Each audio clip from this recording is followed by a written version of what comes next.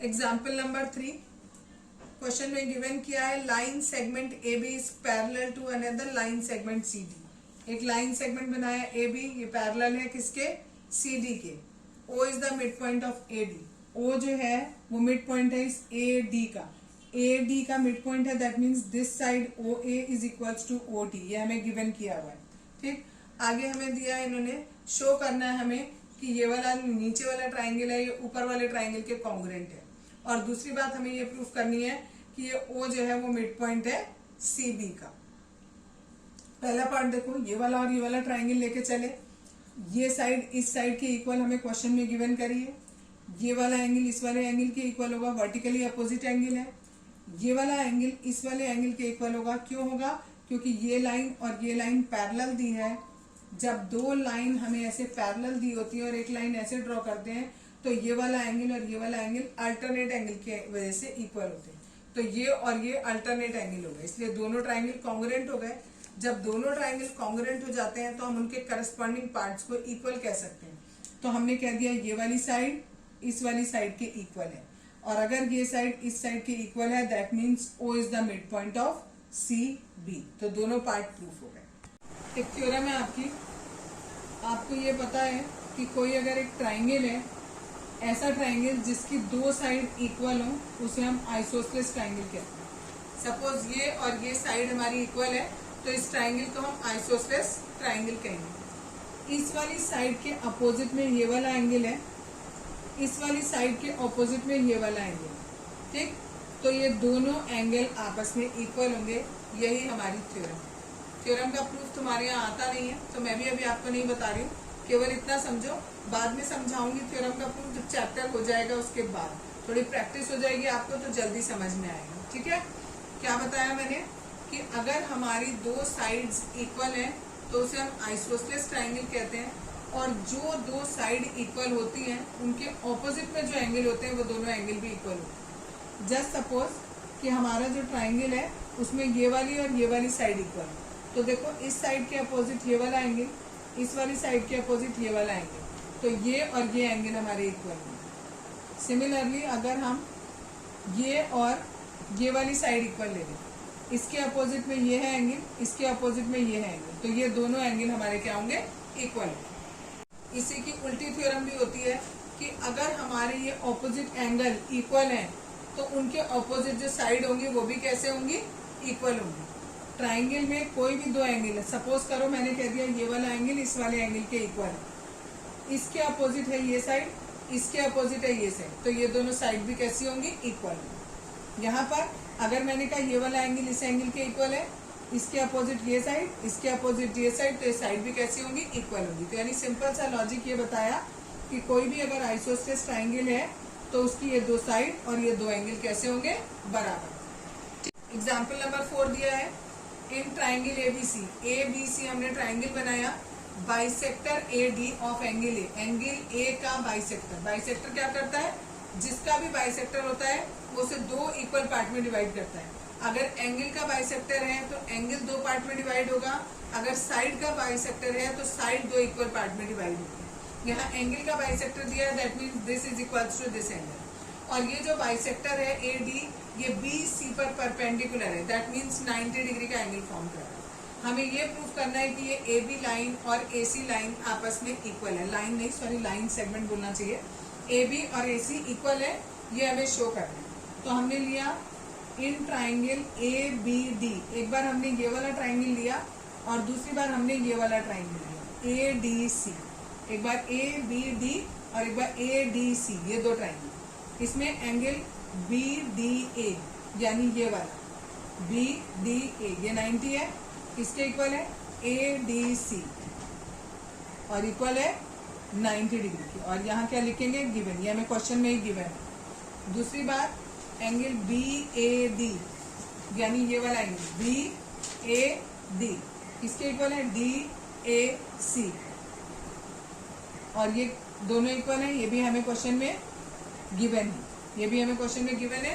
और क्या गिवन है कि AD इज बाइसेक्टर। आप यहाँ लिख सकते हो, गिवन की जगह ये भी लिख सकते हो ब्रैकेट में AD इज बाइसेक्टर।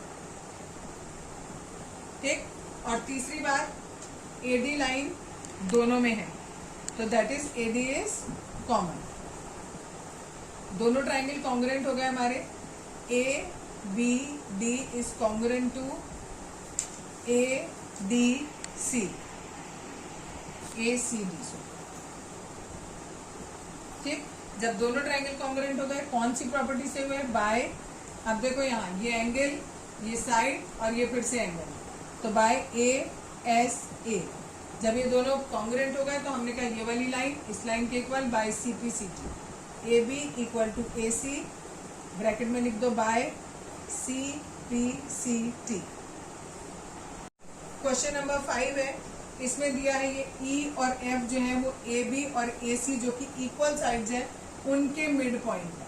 तो पहली बात, जब हमें गिवन किया है AB और AC इक्वल है तो दैट मीन्स एंगल B और एंगल C इक्वल होंगे, अभी हमने थ्योरम पढ़ा। ठीक, दूसरी बात, ये पूरा AB इस पूरे AC के बराबर है, हम इसका आधा आधा अगर कर दें तो हमने अभी बताया था कि ये इसका मिड पॉइंट है, यानी ये दोनों बराबर है बिल्कुल, तो पूरे AB की जगह हम ट्वाइस ऑफ BE लिख सकते हैं, या AB का आधा कर रहे हैं तो हमने खाली क्या लिख दिया? BE।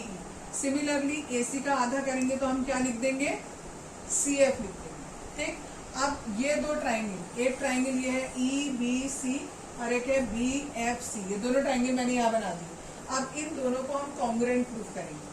ये वाली साइड और ये वाली साइड अभी मैंने बराबर बोली, ये BC साइड दोनों की कॉमन आ रही है, और ये एंगल B और एंगल C हमने इक्वल किया। ठीक, तीनों प्रॉपर्टी हो गई, ये साइड, ये एंगल और ये साइड, तो ये दोनों ट्राइंगल FBC इस कॉन्ग्रुएंट हो गया किसके? FCB के। ठीक है, दोनों ट्राइंगल कॉन्ग्रुएंट हो गए तो हम ये कह सकते हैं इसमें से CE बराबर है BF के बाय CPCT। और एक चीज यहाँ पर भी लिखेंगे, कौन से रूल से? By SAS। Example number 6, in an isosceles triangle ABC with AB equal to AC, D and E are points on BC such that this BE is equals to DC. ठीक, show that AD is equals to AE। हमें क्या क्या given है? ये AB और AC equal हैं, दोनों side equal है, दैट मीन्स उनके अपोजिट एंगल भी कैसे होंगे? इक्वल होंगे। ये वाला एंगल इस वाले एंगल के इक्वल होगा। ठीक, यहाँ पर आप रीजन लिख दोगे क्या? कि अपोजिट एंगल्स अगर इक्वल होते हैं, साइड इक्वल होती है, तो उनके अपोजिट एंगल भी इक्वल होते हैं। BE और DC हमें क्वेश्चन में गिवन किया है इक्वल है, हमें प्रूफ करना है कि ये वाली साइड और ये वाली साइड इक्वल है। इसके लिए एक बार हमने ये वाला ट्राइंगल लिया, दिस वन, एक ट्राइंगल ये लेंगे, दूसरा ट्राइंगल हम ये वाला लेंगे, दोनों ट्राइंगल अलग अलग बना लिए। जो जो चीजें गिवन थी वो हमने यहाँ पर मेंशन कर दी। AB हमें AC के बराबर गिवन था, BE हमें DC के बराबर गिवन था, और एंगल B और एंगल C हमने निकाले थे बराबर, तो हमने यहाँ लिख दिया। अब दोनों ट्राइंगल लिए, उसमें ये चीज हमने प्रूफ कर दी, दैट मीन्स दोनों ट्राइंगल कॉन्ग्रुएंट हो गए। किस प्रॉपर्टी से? SAS से। ठीक है, अब जब दोनों ये कॉन्ग्रुएंट हो गए तो हमने कह दिया this side is equal to this side by CPCT। Next topic आज बताऊंगी बच्चों, ट्राइंगल में कुछ क्राइटेरिया बता रही हूँ कॉन्ग्रुएंसी को प्रूफ करने के। अगर हमें ये दो ट्राइंगल दिए हैं और इन दोनों ट्राइंगल को हमें कॉन्ग्रुएंट करना है, ABCDEF, ये दो ट्राइंगल है, और अगर हम इन्हें कॉन्ग्रुएंट प्रूफ करना है तो क्या होगा? SSS criteria. मीन्स तीनों साइड एक ट्राइंगल की अगर दूसरे ट्राइंगल की तीनों साइड के बराबर है तो that means both the triangles are congruent. Just suppose कि ये वाली साइड इसके बराबर है, ये वाली इसके बराबर है, और ये वाली साइड इसके बराबर है, तो दोनों ट्राइंगल हमारे क्या कहलाएंगे? कॉन्ग्रुएंट कराएंगे। लिखने का तरीका क्या होता है? एक तरफ तो आप कुछ भी कोई भी सीक्वेंस लिख सकते हो, हमने ABC लिख दिया। अब यहाँ पर हमें कैसे लिखना होता है?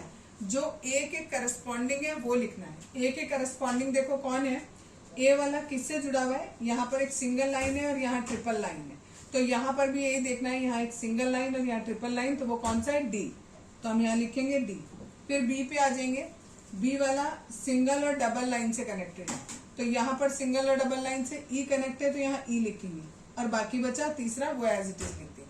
तो एक क्राइटेरिया आपकी बुक में ये दिया है SSS वाला, और एक और क्राइटेरिया दिया है that is RHS। RHS means right angle, H means hypotenuse, और S मीन्स साइड। अगर हमें दो ट्राइंगल दिए हुए हैं, दो ट्राइंगल दिए हुए हैं, A B C D E F मेरे छोटे बड़े बन गए हैं, बिल्कुल साइज में बराबर होने चाहिए। ठीक है, तो क्या होगा, आर एच एस यानी एक तो राइट एंगल दोनों का है, दूसरी बात हाइपोटेन्यूज 90 के सामने वाली जो साइड होती है इसको हम हाइपोटेन्यूज बोलते हैं।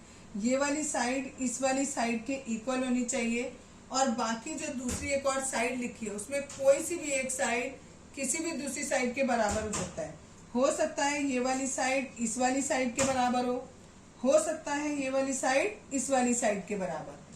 ठीक है, एग्जाम्पल नंबर 7 है ये, इसमें दिया है A B is a line segment and P and Q are points on opposite side, A B के अपोजिट साइड में, एक ऊपर है तो दूसरा हमने नीचे लिया, और such that each of them is equi distance, ये दोनों पॉइंट जो है वो ए बी से बराबर डिस्टेंस में, मतलब ये डिस्टेंस इसके बराबर है और ये वाला डिस्टेंस इसके बराबर है।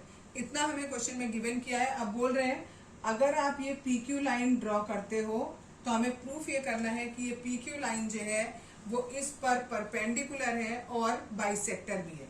मीन्स हमें ये प्रूफ करना है कि ये एंगल इसके बराबर है और ये वाला जो पोर्शन है वो इस पोर्शन के बराबर है।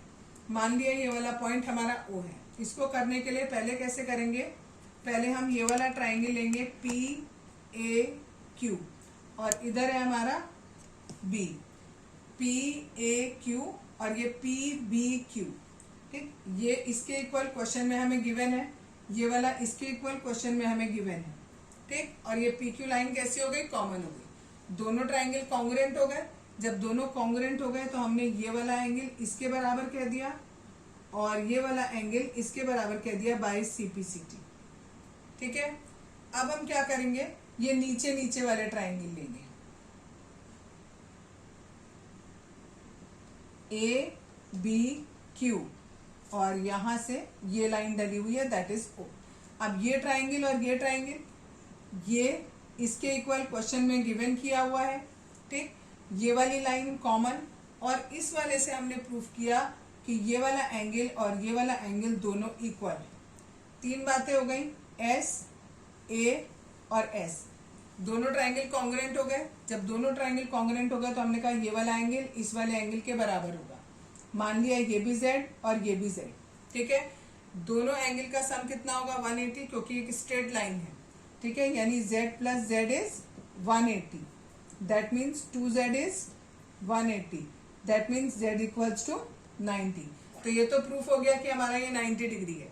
दूसरी बात हमें ये प्रूफ करना है कि ये वाला पोर्शन इसके बराबर है। ये कैसे होगा, ये दोनों ट्राइंगल कॉन्ग्रुएंट हो गए थे तो ये वाला पोर्शन इसके बराबर होगा बाय सीपीसीटी। एग्जाम्पल नंबर 8 है, P is a point equidistant from two lines L and M intersecting at A। दो लाइन दी है आपको, एक L और एक M, हमने ये दो लाइन मान ली, ये दोनों एक दूसरे को पॉइंट A पर इंटरसेक्ट कर रही हैं। अब एक पॉइंट ऐसा लेना है हमें जो इन दोनों लाइन से बराबर डिस्टेंस पर हो। तो हमने क्या किया, यहाँ से एक परपेंडिकुलर ड्रॉ किया, इधर से इस पे और इधर से इस पर, और ये डिस्टेंस हमें कैसा दिया है, बराबर दिया गया है। हमें प्रूफ ये करना है, ये पॉइंट है P हमारा, हमें प्रूफ ये करना है कि जो AP है ये इस एंगल A को बाइसेक्ट कर रहा है। दैट मीन्स हमें ये वाला एंगल और ये वाला एंगल इक्वल प्रूफ करना है। ये दोनों ट्राइंगल लेंगे, इन दोनों ट्राइंगल में ये एंगल 90, ये 90, एक बात हो गई। ये वाली साइड इस साइड के इक्वल, दूसरी बात हो गई। और तीसरा ये AP कैसा हो गया, कॉमन हो गया। तीन बातें हो गई, एक राइट एंगल आ रहा है, एक हाइपोटेन्यूज हो रहा है और एक साइड हो रही है। तो RHS क्राइटेरिया लगेगा, दोनों ट्राइंगल कॉन्ग्रुएंट हो जाएंगे तो हम इसको और इसको इक्वल कह देंगे बाय CPCT।